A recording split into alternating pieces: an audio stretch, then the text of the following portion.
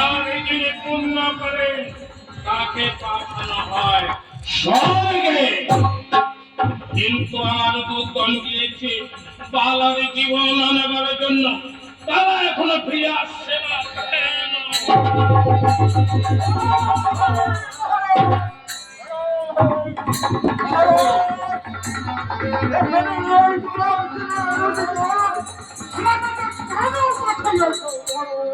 কি হয়েছে? জীব কোথায়? বালার জীব আমাকে শীঘ্র বলে দাও।